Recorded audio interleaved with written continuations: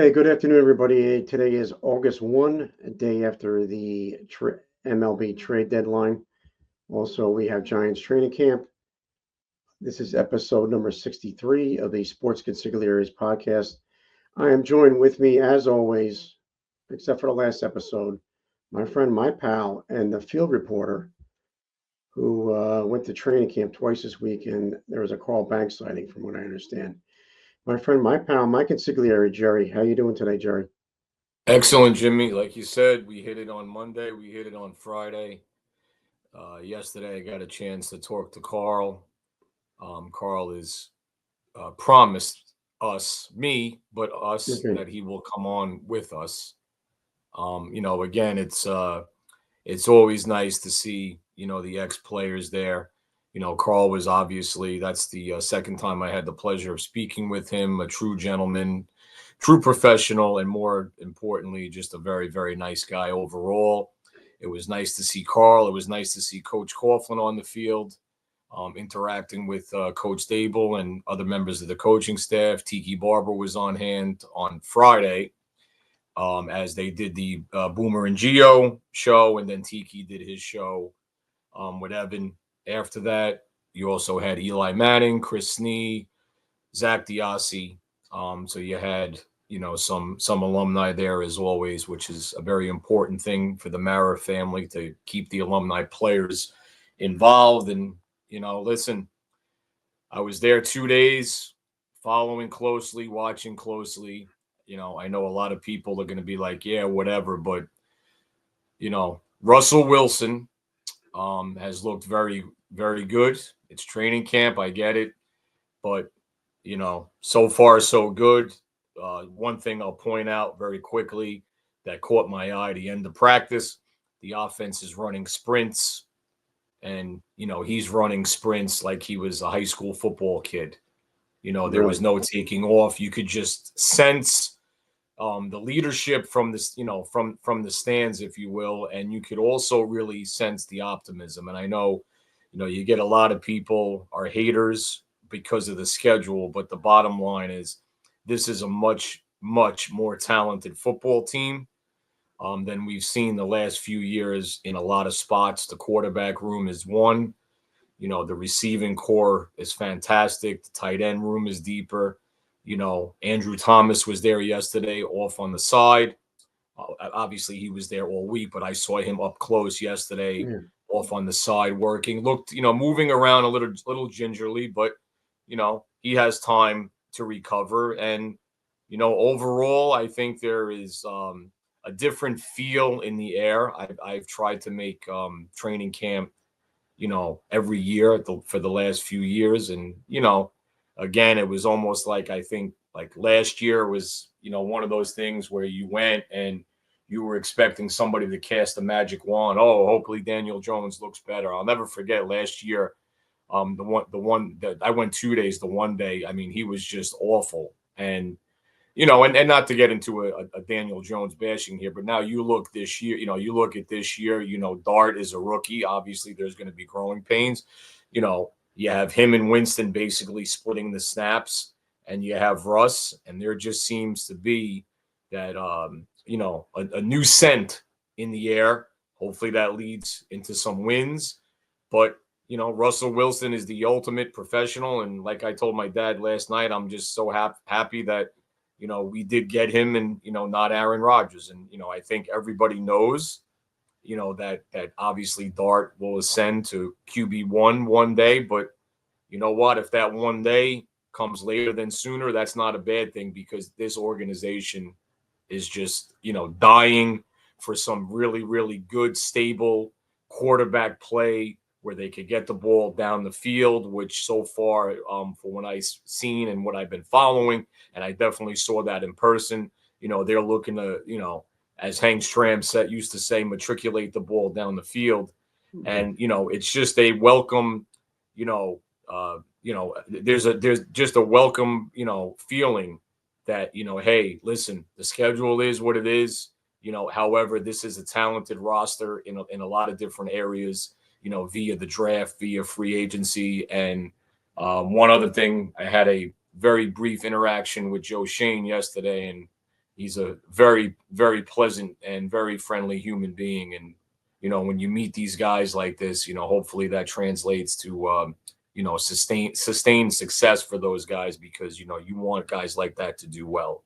So again, I mean, being in person, the two takeaways is Russ is all over the field, interacting with the teammates. Is it a kind of a rebirth? And I'm sure Russ has a chip on his shoulder from the way the last few things. I mean, Pittsburgh didn't even offer him lunch to come back, and the one thing is, I mean, my God, is Abdul Carter. I mean, some scouts and some people, I was talking to somebody yesterday and they said, they think that he's more than what he's even better, than the Giants thought when they originally drafted him. Just his ability to be moved around on defense, his as Andre Patterson says, very quick to get off the ball, get up the field. And, again, that defense is going to be, very, very solid. The glaring thing that the glaring issue last year, the run defense was totally porous. And, that's something that obviously I'm looking to see, make an improvement right away, because the Giant defensive line is more than, Dexter Lawrence. So, again, I'm happy with, camp so far. I think a lot of people think that, this team is better. When we had Patricia Traynor on, a lot of people think it's close to that this team is much better on paper, much deeper on paper, much more talented, than the team that Brian Dable won the wild card game against the Vikings with, which actually seems like a lifetime ago. And that was the year he was the coach of the year. But, again, last year was a bad year. I think the Giants have made it clear that a big, big part of that, I know I mentioned the run defense, but a big, big part of that, is the porous play. I should say the consistent poor play out of the quarterback position. And one thing that I found interesting recently that Dable said was, when asked about the defense's inability, to create turnovers and to stop the run, Dable was quick to put it back on the offense, where, hey, we didn't have a lot of sustained drives. The defense was on the field, so on and so forth. So it'll be interesting, because if, they could run the ball, if the line could stay, together, and they've made some upgrades, and they could run the ball, and, they could get 75% of Russell Wilson. I mean, what we've known of him throughout his career, I think good things can happen. And that defensive front seven, I think, is going to be a nightmare. And I think the secondary will be better. I think right now the big story on defense, I mean, you have Alexander from Toledo. He's battling to get time up front. You got Nacho up there, Robinson that they brought in from free agency.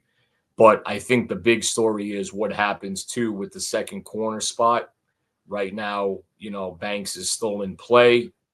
It'd be nice to see him, do well considering where he was taken. And, let's call it what it is. Hopefully last year, it was a sophomore slump, and hopefully we can move forward. But if not, you got Flott is out there. There's a few guys competing that could see time there. But, they brought in the Debo, they brought in Holland, they got Newbin, a lot of good stuff, Yeah.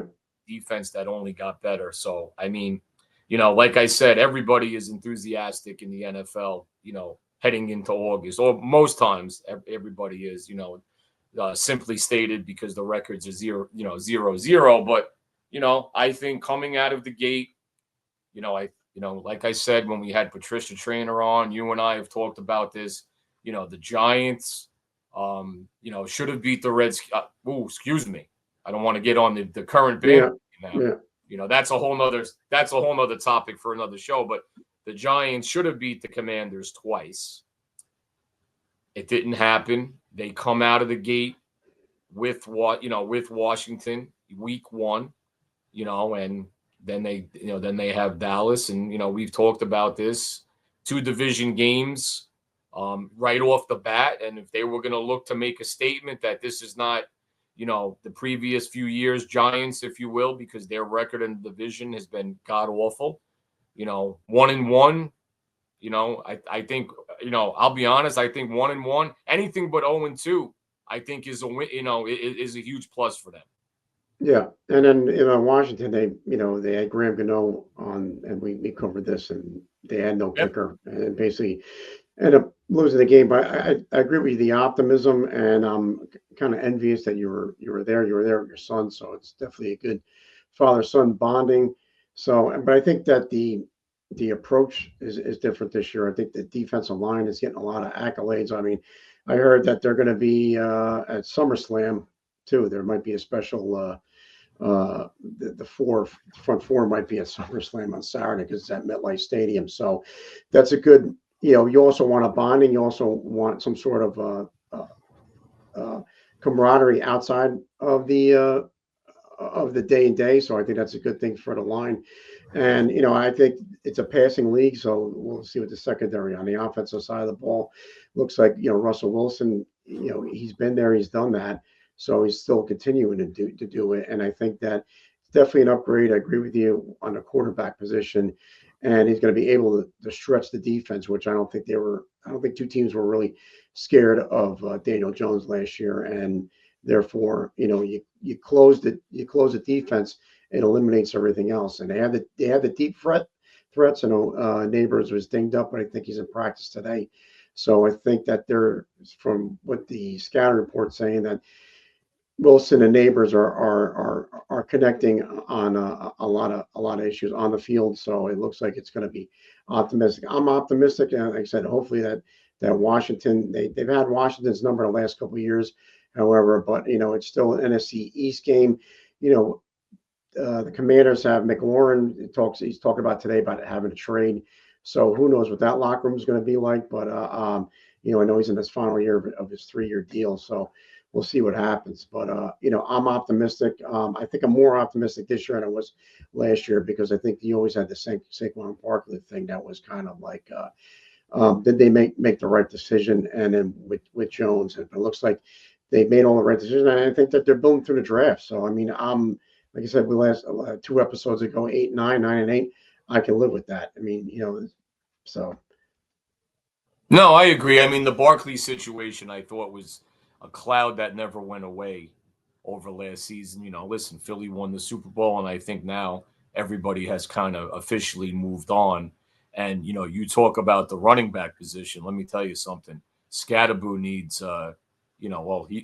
he's quickly gaining his own fan club. I mean, man, you talk about a guy that, just connects with the fans. And, I'd love to see, Dable doesn't usually gush about rookies. And even Dable the other day was, remarking how well he catches the ball out of the backfield, how his decision-making has been precise and, on point. And he even said that goes back to watching film of him in college, and, how he's just a very intelligent football player. And, again, I think that, I think he's going to be touching the ball a little bit more than I think we've all anticipated the night they drafted him.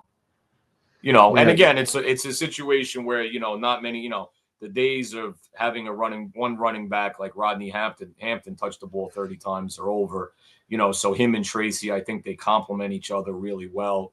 But Scatterboo, I mean, you talk about a guy, constant energy, and, really connects to the fans. And, hopefully this just takes us into a new era, because, I mean, I don't want to say that, besides being bad, we were boring, but I think that is the case. And, that just adds to the enthusiasm and to the refreshed look, I think, that most Giant fans should have, towards this team this year. So, yeah, it was a very, very good 2 days I spent there. I did Monday and Thursday. Today's Friday. Monday was excruciatingly hot. Players were treated to some nice watermelon. They did about a 90-minute session. And, yesterday was a tad bit longer. And, it was just a good, seeing, Neal getting a lot of reps, Evan Neal getting a lot of reps at guard. you know, his days of being a tackle are, over. That's never going to happen. I mean, that's why they brought some guys in. That one guy, Hudson, they almost had a wrestling match, him and Thibodeau. But, Carter is the real deal, or appears to be the real deal. I mean, a lot of people around the Giants think that he's way ahead of where they thought he would be, heading into today, which is August 1st. And the funny thing is, the Giants will be at Buffalo, a week from tomorrow. So it goes to show you how quick, things are moving, in the NFL. And then the Giants will have the Jets at home. They will do some joint practices with the Jets. I'm not really anticipating, seeing much of Andrew Thomas, and probably until the end of August, even if you see him at all, in the preseason, so, we'll see, about that. Obviously now everybody has the 3 preseason games, so you don't have that 4th game, which is good and bad. I mean, a lot of the old timers feel that, you need preseason, you need those games, but it's a different time in the NFL. And, let's call it what it is. A lot of guys, I don't even think they break a sweat in the preseason. They kind of go right into week 1. We're in a very cautious, if you will, injury, preventative mindset. But, again, obviously, I think, it'll be exciting to see them in Buffalo. Obviously, the starters will probably have limited snaps, but, I always used to say that was one thing about the summer coming to an end. As depressing as that was as a kid, you knew it was time for New York Giant football. So, Yeah. Well, I saw something yesterday on Instagram. They said we have football now until February with the Hall of Fame game last night. So it's scary, right? July to So February. so I mean, like I said, the 4 games. I mean, preseason. I think the biggest thing is just get through preseason healthy and see what you have. So I mean, it's Now you got to navigate the 3 games. It's one less game to worry about, injuries and so well, on and so forth. But well, I'm happy that the Giants are doing that to letting the fans in, because the Jets were doing it for a long time when he moved over in Jersey, and the Giants were kind of closed off. They kind of were not as open, but it's nice to see the fan interaction with it. It just shows the appetite of football. Here you are in July, you're able to take your son up there and from up close and personal. So I think it's a great thing. It's that the NFL allows it, and that the Giants are, they always were the epitome of the NFL. They're always, one of the initial it's one of franchises. the Yeah, the Mara family has been so important to the NFL. But just to touch upon real quick, there's people there, and I wish I could do this, but it goes to show you the level of fandom that the NFL has taken. There's people that go every day, that go every single day. I mean, you're talking about, would you go every day to watch the Yankees take batting practice? There would be people yeah, that would do that, but I just think football is just a different animal. yeah, When people go every day, or you have the opportunity to to do that, is phenomenal. And that's why, hence everybody thought, they're going to create an NFL network. Really?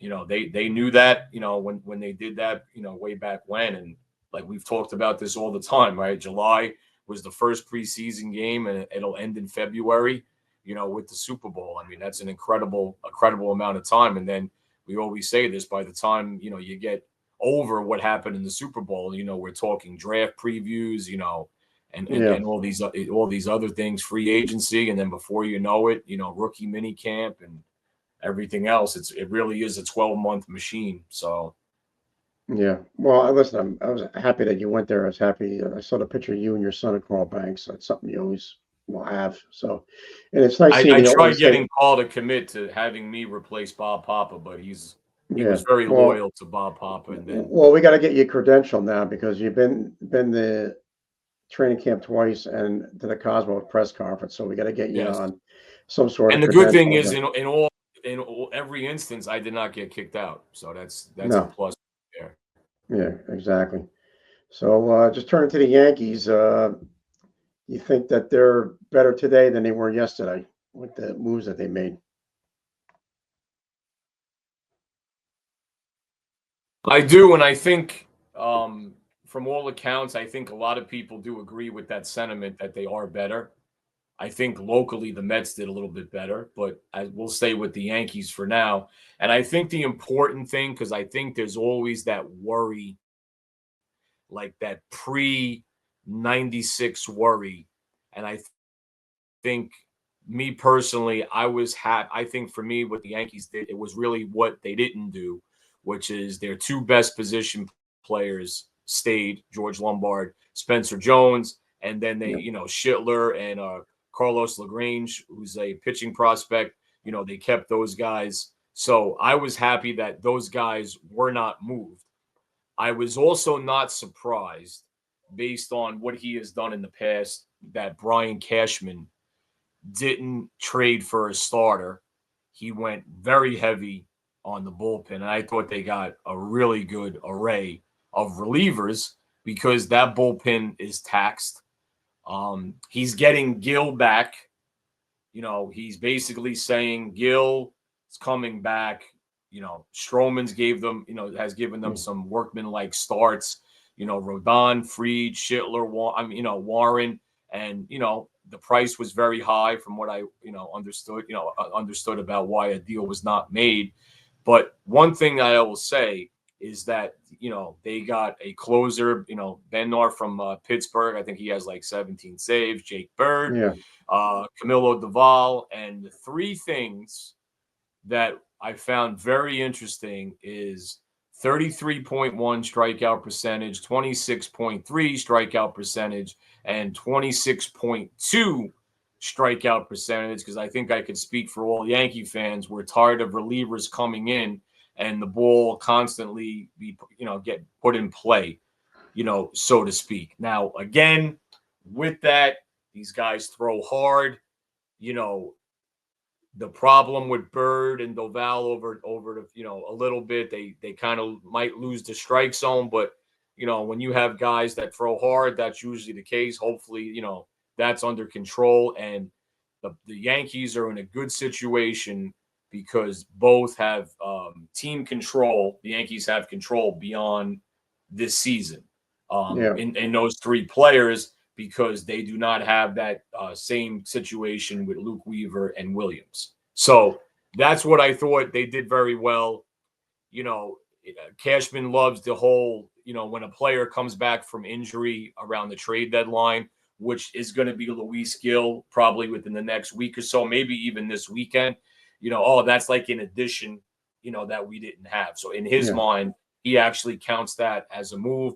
But I think the two big stories is Ryan McMahon. We kind of the last episode we did together, that was yeah. actually It was Dave gave breaking us while the we're on. breaking news. Yeah, I yep, mean, you talk about a huge upgrade, from day one, offensively and defensively. That's been so far that looks to be a great deal in what yeah, they've given up. And then, you had Rosario, Slater. Slater can play, the outfield, first base. Rosario, we know him from the Mets.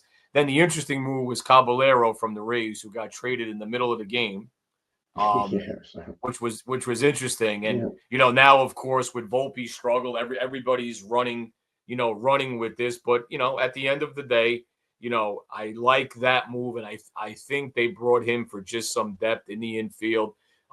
He's a yeah. defensive It gives Volpe a little bit of backup because I mean it's and definitely getting in his head in the field. So I I mean, agree, and he so also and he could also run. yeah, So yeah. I mean, I thought, to answer your question, I thought they had a very good.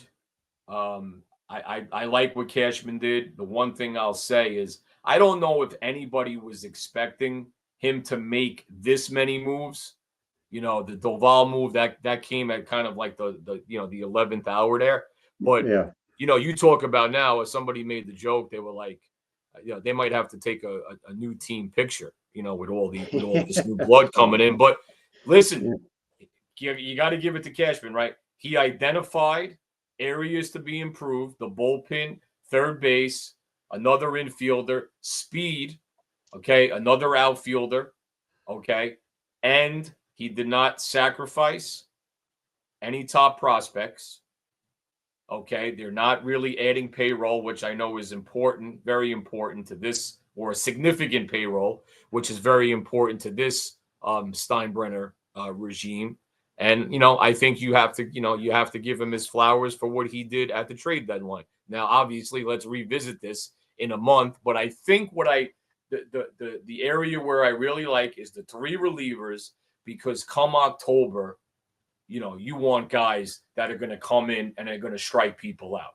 A second and third, one out, second and third, two outs. You need guys to come in, okay, and strike people out. And the bullpen, is taxed.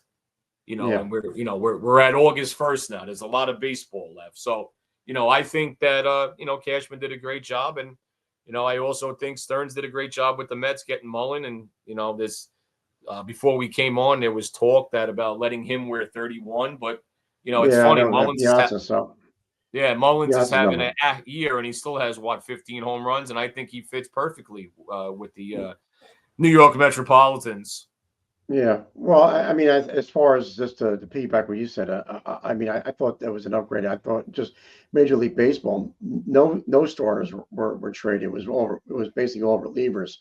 And I think San Diego getting Miller, that was big. I mean, as far as for the NL, and the starting pitchers were really there wasn't really there was one big move, but that was it. But I was surprised that they got rid of some of their catchers. They put Escara down at AAA, and they traded some of their catchers where they have Rice, I think, is their backup now, for backup Yes, catcher. So that's that was an interesting move. I mean, it just goes to show you what a multi-skilled athlete and player Rice has on the team. So, and teams have inquired about Rice too in the trade absolutely. deadline. So, And again, I think bottom line, you look at what they gave up and what they got. Let's call it what it is. This is not the the Yankees don't have to contend with the the mid 80 Royals or the 85 Tigers. yeah. To get into the World Series. So Yeah, it's just that hopefully these improvements pan out. but they've been on a skid. 14-27 July was a July brutal was month for brutal. them. It was a brutal month for them, and you tack on injuries. And are you worried about Judge's injury? You think that because Well, then I tell you what well, worries me is that they're talking about him coming back to DH, and I wasn't gonna discuss this, but since you brought it up, yeah, I'm listening to Boone the other day talk about transitioning Stanton back to the outfield. You would think that he's going to be playing running back for the Giants and carrying the ball 30 times. Boone was like, "Well, we got to have an easy transition." yeah, He's got a history of. I'm saying to myself, this guy used to play the outfield, right? He couldn't play a game every now and then. Let's not even get about him being sharp out there, because I think that will just come, with some extra work and time. But you can't put him in the outfield a game every 3 days so you can get Judges back in the lineup because you're worried about what is this guy made out of plastic? I mean, it's preposterous. yeah. I The mean, only and I thing know that. And I don't mean to slam Stanton, because I actually really do like he's Stanton. a great offensive player, but he's a He had a liability. I great mean, postseason yeah, last year, but that's just like I love when I watch the Yankee telecast and they're like, "Oh, this guy's got we're worried about load management and days off." I'm saying to myself, man, Billy Martin must be spinning in his grave, because I'll never forget when I was a kid, the Yankees had Len Cicada, who had a little yeah, success with the Orioles, and he told Billy Martin that he couldn't play shortstop I believe the story went, he couldn't play shortstop every day because it was very, for a lack of a better term, it was very draining to him. And I remember Billy Martin was like a crazed man. You can't play yeah, shortstop every day, and and yeah. that's another thing. Swing, with that mindset, swing it over back to Volpe. Volpe's in the lineup every day. Yeah. I know he's having his struggles in the field, but you got to give But it to him. He's in the lineup he every day. he saved the game the other day, so hitting that home run, Yep. and ended up winning the game. But we talked about just situational baseball. I mean, I mean, the defense, even the base running, has been atrocious. Oh, Austin Wells walking off the field. I couldn't believe I was watching a Major League Baseball that happened. So you don't know how many outs are. It almost cost him the game. And then the manager, the night it happened after the game, the manager made it clear. Boone made it clear that he was told by the base coaches how many outs there were. Yeah.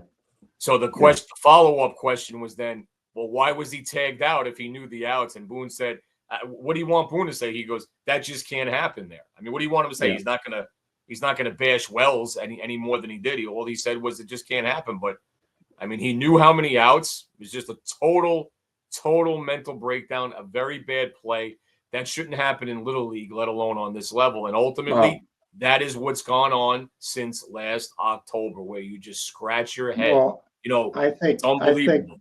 I think it's just a state of the baseball. I think that they're not learning situational baseball. They're just playing games, and for some reason, it's becoming a lost art. But could you see the Yankees moving Goldschmidt on the bench and Judge at first and keep it Stanton in the lineup?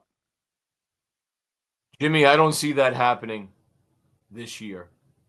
That kind of, if you remember in spring training, Judge was out there with a first baseman's mitt. But I got to be honest with you, I think Judge's value to this team is more than the stick.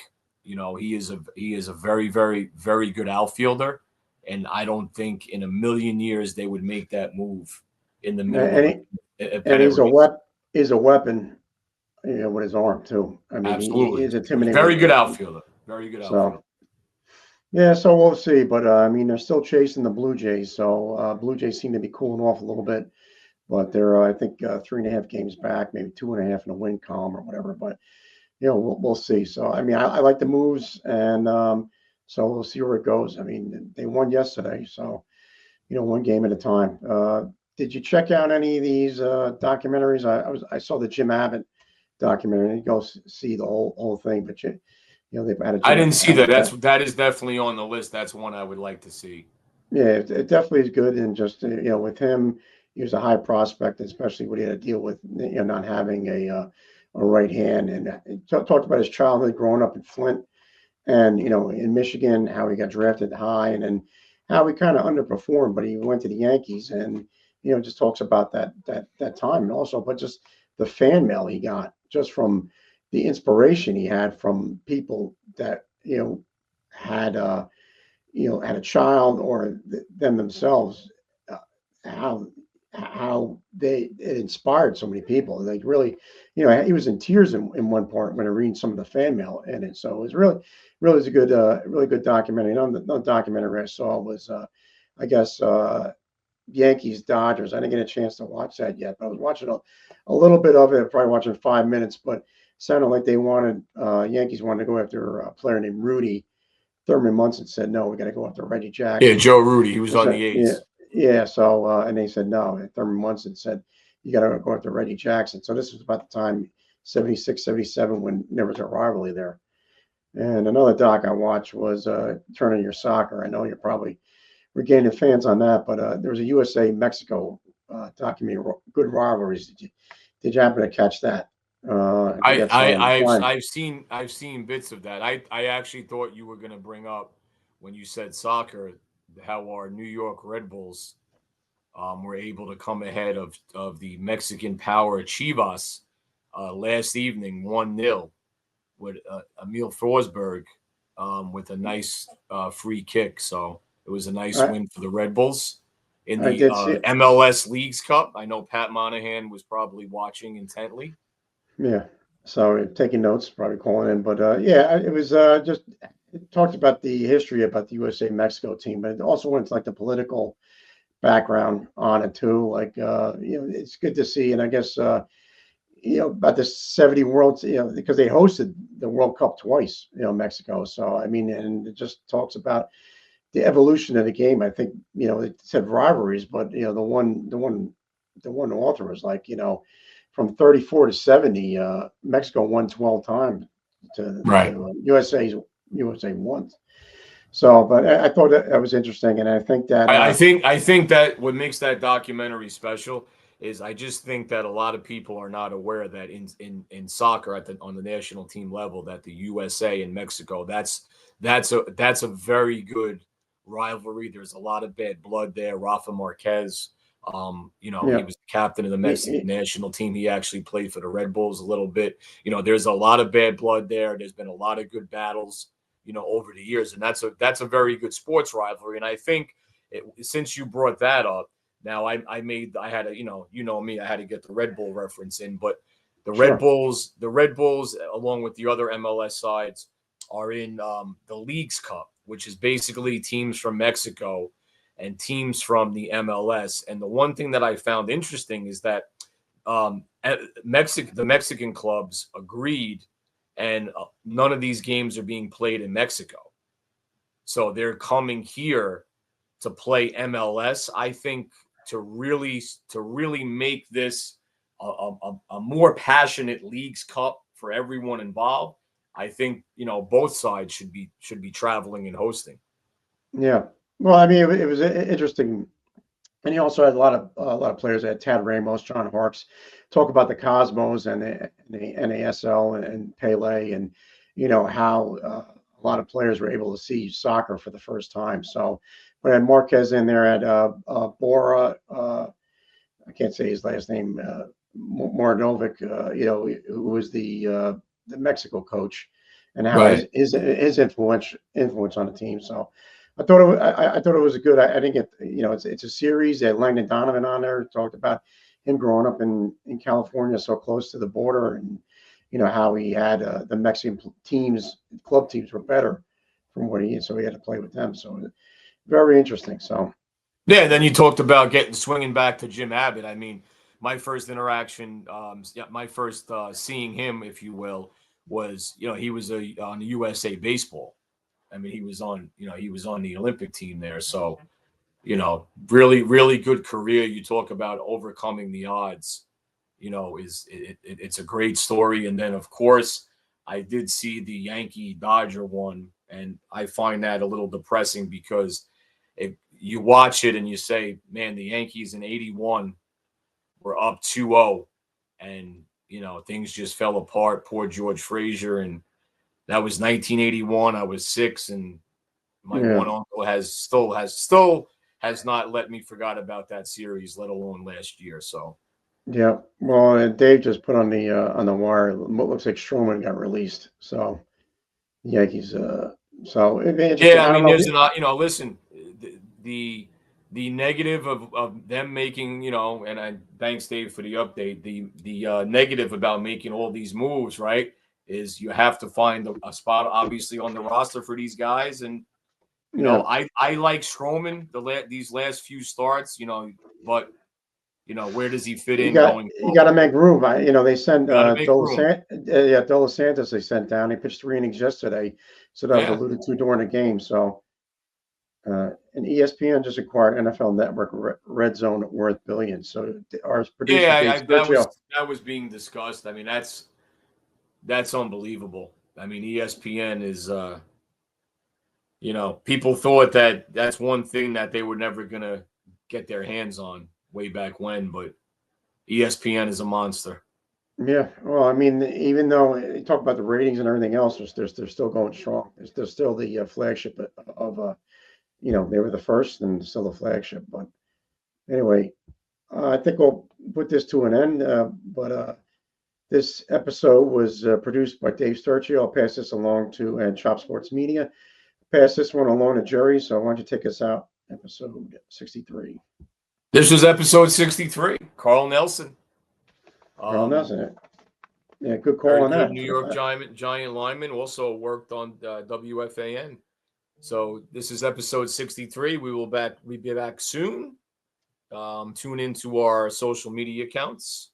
We will be back very shortly with a few guests covering baseball, football, a little basketball, even a little soccer for our friend Pat Monahan. Thank you for joining us. Like Jimmy said, 6-3 is in the books. Episode 6-4, Jim Burt, coming soon. Take All right. care. Have a All great right. week. Great job, Jerry. Thank you. Yeah.